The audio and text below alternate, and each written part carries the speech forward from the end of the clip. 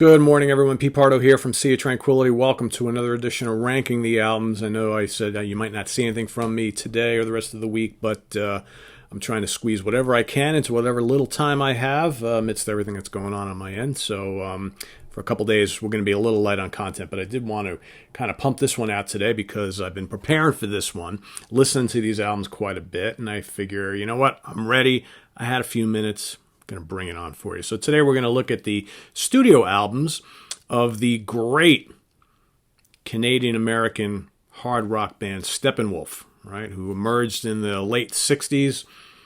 String of really strong albums, kind of disappeared for a while, came back again, disappeared for a while, came back again, disappeared for a while, rinse and repeat. But John Kay, the leader of the band, has been kind of keeping whatever lineup he can afloat for all these years.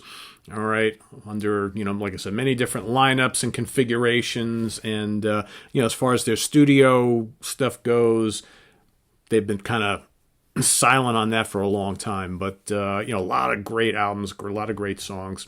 I'm not going to include in my list today. So they released 4 albums from 1980 and on.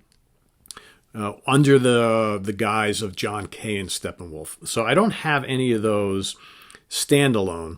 Okay, I'm talking about Wolf Tracks, Paradox, Rock and Roll Rebels, and Rise and Shine. However, I do have a bunch of tunes from those albums on the recent Steppenwolf at 50, celebrating 50 years of Steppenwolf, which came out not that long ago. Okay, this is a 3-disc set that has all sorts of kind of rare stuff and B-sides and live stuff and selections from some of the albums. So, there is a host of tracks from those latter-day albums that I don't have. And they're all decent. I mean, most of the Steppenwolf stuff is fairly decent and strong, some obviously more than others. So I'm not going to include those albums in my ranking. I'm just going to include the late 60s and the 70s albums. But I do want to mention that, and some of those are hard to find. Okay, but if you can get the Steppenwolf at 50 collection, you'll get a good selection of tracks from those later albums. So, all right, so I'm going to start here, and I've got I've got a bunch of these kind of 2 albums in one set type of thing. So I'm going to do my best to kind of separate these as best I can. So I'm going to start at the bottom. So we're looking at 9 albums in total. All right. So as always, I'm going to go from my least favorite to my favorite. I will say least favorite is pretty loose here because I actually like all of these quite a bit. I think that Steppenwolf were a really underrated hard rock band, and they dipped into psychedelia and some real kind of bluesy, rootsy stuff as well. But at their core, just a really, really strong, kick-ass hard rock band with very good vocals, ripping guitars, Hammond organ, and other keyboards, occasional harmonica, tight rhythms, just a really, really solid band that, again, way more, you hear this a lot, from me especially, way more than the 1 or 2 songs that they're known for. Okay, Born to Be Wild and Magic Carpet Ride, that seems to be the only 2 songs, or the only 2 songs that most people seem to know. So many other great songs. I'm telling you. It's like, it's always funny how certain bands get pigeonholed behind like 1 or 2 very popular songs, and then, the general public just doesn't bother to investigate their discography when, in fact, man, these albums are loaded with so many great tracks. All right, so again, my least favorite is by no means a bad album by any means. It's just that, you got to choose here, and I just prefer the other ones a little better. But like I said, a lot of great stuff on these albums. So what we want everybody to do is list your favorite Steppenwolf albums, either rank them all or do your top 5, top 10, whatever. Okay, remember there's no right or wrong answers here. We all hear them differently, so let's respect everybody's opinions. All right, so at the bottom, I'm going to go for, let me find it here, an album called Hour of the Wolf, which is actually this one right here. Again, very solid album. This one came out, what year was this? This was, let's see here, 1975, so mid-70s, and a very mid-70s sounding album. I think that, especially the albums that are on this collection right here, there's 3 of them, all have that kind of like, 1973, 74, 75, 76 kind of sound. All right? Good hard rocking stuff, catchy hooks, a lot of Hammond organ, gritty guitar work, just kind of, product of its time. All right. And if you like that mid-70s hard rock sound, you're going to love these. Again, these albums didn't sell as well as the early ones. The band, kind of burst on the scene in the late 60s, and a lot of lyrics about, the Vietnam War and all the stuff that was going on in politics and in society and what have you, struck a chord with a lot of young people, right? But then they kind of, the sales kind of fizzled out a little bit as the 70s wore on. Happened to a lot of bands that emerged in the 60s, right? But I think Hour of the Wolf is a solid album. It's got some strong tracks. Got some stuff on there that probably could have been hits. I think like Caroline is a really good song. All right. A bunch of other tunes on here. It's a good mix of kind of like more memorable kind of like radio rock. All right, more commercial sounding stuff with some of that bluesier hard rock stuff that they were pretty much known for. So I dig it, but it's going to come in at number 9 here. Coming in at number 8, I'm going to go with At Your Birthday Party, which is that album right here. Okay, and At Your Birthday Party came out in 1969. So they've got 4 releases in 1969. I don't like this album as much as some of the other ones that came out before and after it, but I do think it's pretty solid. There's a couple like absolutely ass-kicking songs on here, like Jupiter Child, easily a top 10 song from this band, in my opinion. What else we got here? Rock Me is solid, Don't Cry, Chicken Wolf, all right, It's Never Too Late, Round and Down, some solid stuff on here. But I like some of the other albums surrounding it a little bit better. All right, what else we got here? Coming in at number 7, I'm going to go with Skullduggery, which is that bad boy right there. Okay, pretty wicked album cover. And, again, the album cover kind of gives you hints on what's to come inside. So this is from 1976. More of a heavier album than a couple of ones that came before it. Title track is excellent. I'm a Road Runner, rock and roll song. All right, you got the amazing instrumental Lip Service. Okay, Pass It On, Life is a Gamble, Sleep, Train of Thought.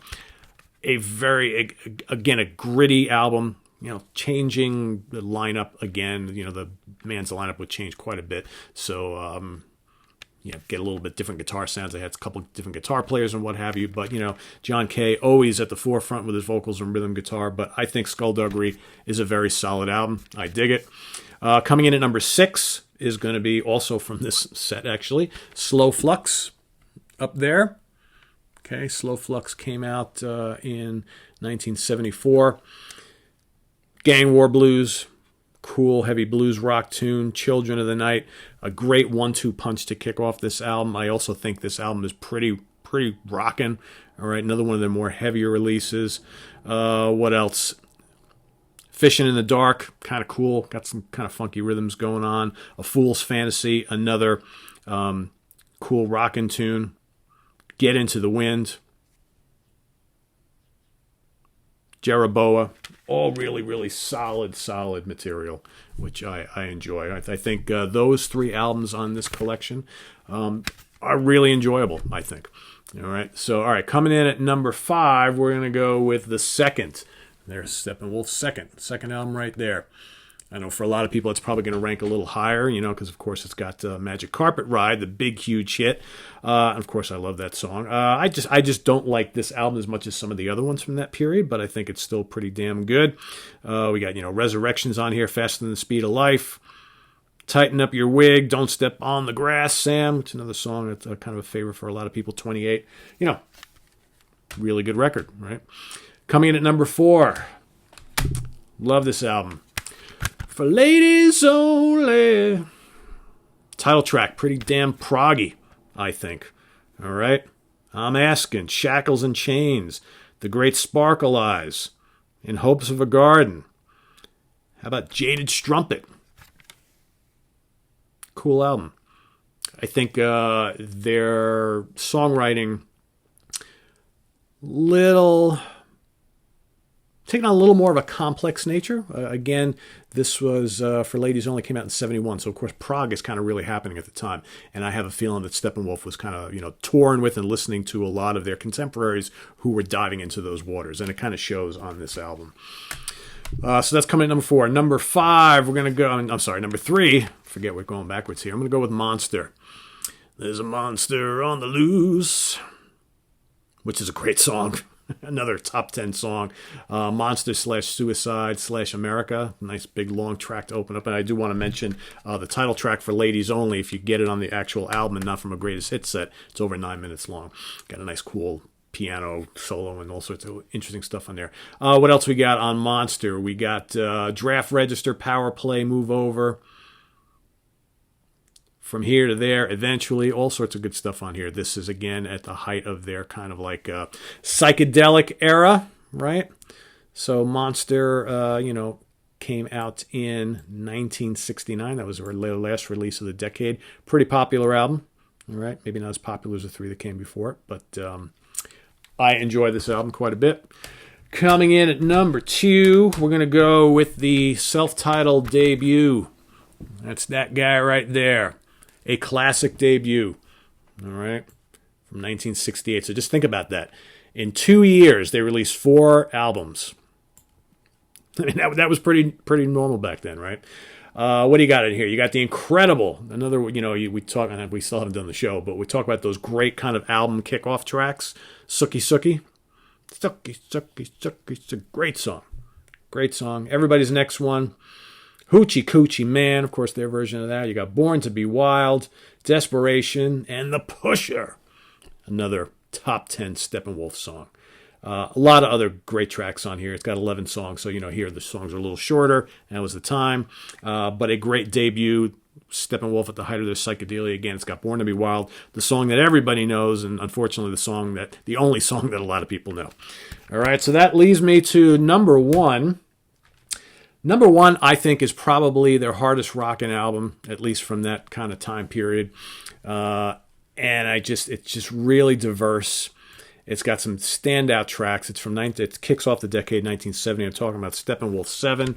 Of course, weird title for an album because it's not their 7th. I'm sure there's some kind of story behind it, which I'm not privy to, but I like 7 a lot. 7 also has some of my favorite Steppenwolf tracks on it. It's got Ball Crusher. Kick-ass riffing and wah-wah guitars on that bad boy. The bluesy 40 Days and 40 Nights. The kick-ass Fat Jack, another top 10 Steppenwolf song. Renegade, kind of proggy. All right. Foggy Mental Breakdown. Snowblind Friend, Who Needs Ya? Got Hippo Stomp, of course, right? Kind of bluesy, kind of heavy. A very cool album. A very cool album. A lot of cool albums here. So let's kind of retrace my steps. Why don't we? All right, so coming at number 1, we're going to go with Steppenwolf 7 right there. Number 2, we got Steppenwolf, the debut. And again, if you don't have any Steppenwolf, you're looking to get some, if you can track down these BGO remastered collections. They're fantastic. Coming in at number 3, there's a monster on the loose. There he is right there. Number 4, For Ladies Only. God, it's such a great song. That's also a definite top 10 Steppenwolf song. For Ladies Only is magnificent. All right, coming in number 5, we're going to go with the second. Number 6, going to go to Slow Flux up there. Number 7, Skullduggery. Number 8, where are we? At Your Birthday Party. That bad boy right there. And coming in at number 9, I'm going to go with Hour of the Wolf.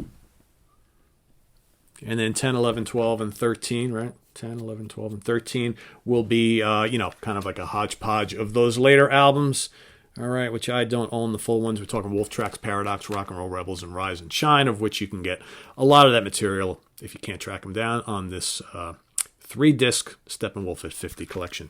So there you have it. Steppenwolf, now known as John Kane Steppenwolf, ranking the studio albums. Curious to see what you guys think, all right? So in the comments below, list out your Steppenwolf favorites. Some great albums here, a lot of great songs, and curious to see what you all think, right? Visit us on the web at www.seatranquility.org. We're on Facebook, we're on Twitter. Of course, we're here on the mighty YouTube almost all the damn time. So again, for the next couple days, probably going to be a little light on content, what's upcoming. I'm hoping to do a 10 years after ranking the studio albums show, probably, over the weekend if I can squeeze in. If I can squeeze in this week, I'll try, but it's going to be kind of difficult. We've got new reviews of new Wishbone Ash, new Black Swan. What else? new Avatarium, new Psychotic Waltz, all that kind of stuff is coming in the days and week ahead. Also, a lot of other Rank in the Studio album shows. A lot of things happening. All right, just a lot of things happening in my personal life right now. So for the next few days, going to be kind of tied up with that. So thanks everybody for watching. Stick around. Remember, I can't say this enough. Please go check out the playlist. We've got 5.5 years of video archives in the playlist that I have nice and neatly arranged for you. I'm getting questions every day, either in the video comments or people trying to reach out and instant message me on Facebook. Pete, are you going to do a show on this? It's like, I did it last week. I did it 3 weeks ago. Please go check out the playlist first. I don't really know how many more times I can say it. I have that set up for a reason. So you don't have to ask a question and wait a week to hear back from me. Because, guys, you got to understand. All right, I got to stress this. There are literally hundreds of people who are going on Facebook and trying to instant message me to converse with me every day. Guys, I don't have the time to sit and have conversations all day long. Work a full-time job, trying to do this, I got family, all that kind of stuff. And so please don't get offended if I don't respond to you. Okay? Because a lot of the stuff that, people just wanting to say hi or asking me if I'm going to do specific shows or asking me if I've heard specific albums and all that kind of stuff. And I get it. I get it. But there's hundreds of them. I mean, every day I'm just it's hard to believe how many. And there are a lot of people who literally get offended that I don't respond. And they continue to keep writing me back. It's like, why are you not responding to me? Why? It's like, guys, I don't just sit there on Facebook and look at instant messages all day. I don't. All right. If this was my full-time gig, all right, then maybe I'd think twice about it. But it's not. Okay. So please just respect my privacy a little bit. All right. Please. And, and like I said, I can't answer all your questions in the comments either because we're literally every video, we're getting hundreds and sometimes thousands of them. So every day I try to do a quick scan of comments and I respond to some of them when I can. But, this thing has gotten just a little bigger than I thought. And, it's only so much I can do. All right. So please respect that. I appreciate it. And we'll see you hopefully over the next couple days, guys. All right. Take care. Bye-bye.